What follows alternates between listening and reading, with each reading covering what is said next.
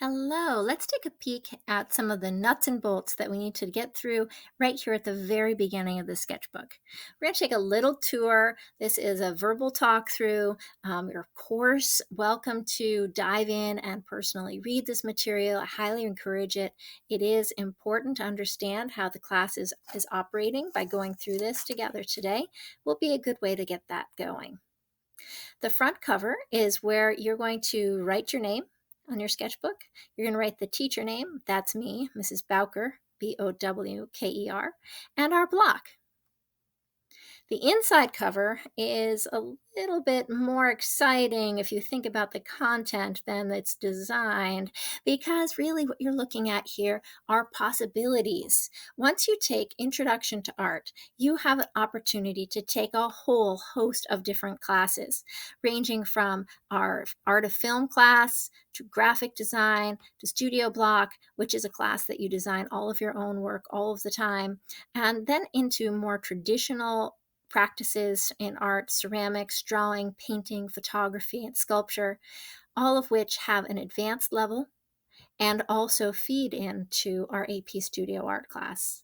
So really, if you think about this Intro to Art class is a foundation to so many different other opportunities. And we are able to do that because really what we're doing in this class is laying a visual literacy down for you, giving you this amazing foundation that you can jump off from in many different directions.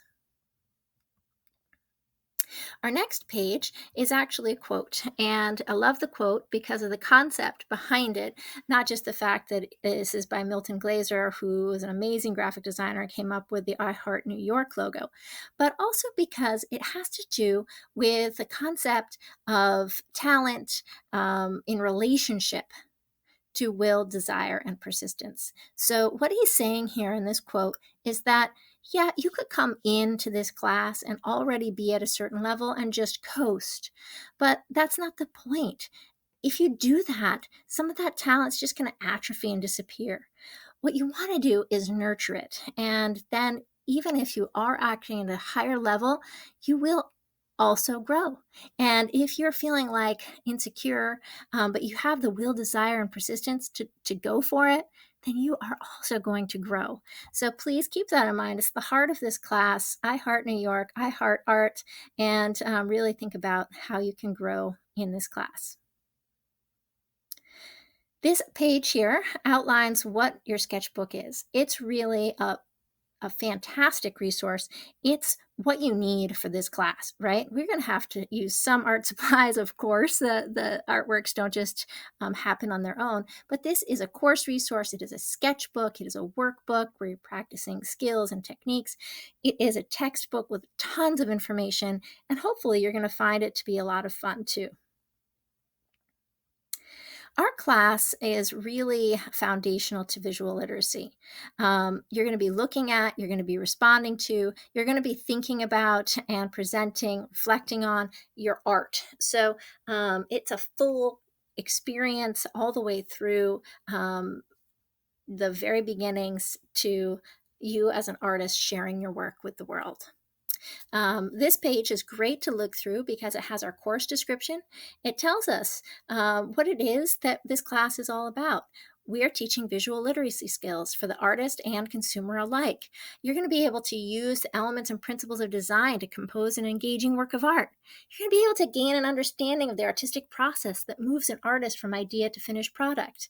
It aligns with the National Core Art Standards. We'll be going through those a little later in a different video, and it connects with CVU's graduation standards and is absolutely foundational to all the other visual arts classes that we offer.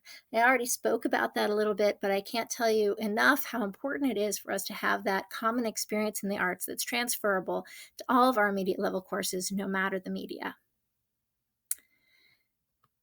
And then this page here, this one you're probably going to find is the one that's going to shift and change the most, okay? The top part isn't going to shift much at all.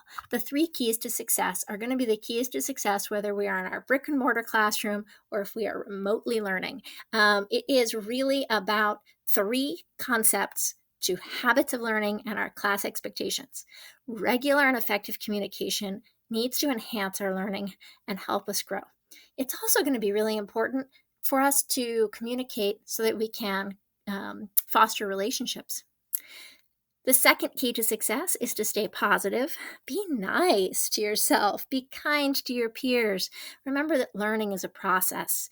Really think about this as a step in that growth, not necessarily your final destination. The third key to success is to make sure that you're always working in a way that shows what you're capable of. Don't coast. Don't be a coaster. Really think about how you can push yourself and showcase your best work as you move along. We will be working with self direction as a habits of learning target. And this is where we might have to shift some things around a little bit based on our experiences in and out of the classroom. But please keep in mind that these targets are here to help us understand what is critical, what is important. We can look at the big bullets and know that those are important, even if it doesn't look the same, right? To be attending class. Are you actually in the room, or are you attending class asynchronously online? So some of those details in the little writing that might shift, but keep in mind the expectations are you attend class, that you have the materials to learn, that you have the mindset to learn. So those big concepts, they're still going to be critical. All right, so those are some basic nuts and bolts for this class. We're going to dip into the National Core Art Standards in a little bit, but I thought I'd give you a friendly little overview about what to expect with our class.